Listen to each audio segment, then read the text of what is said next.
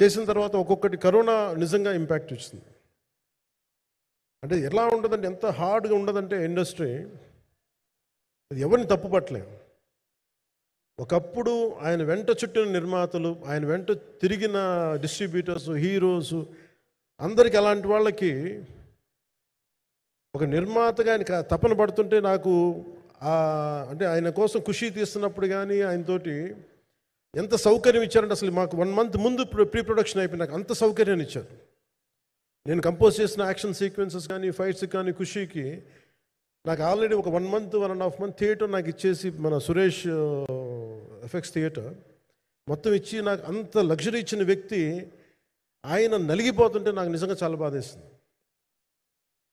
ఒకసారి it is not about money, it's not about success, it's about standing by hmm you trust, who stood for the people, who stood for the industry.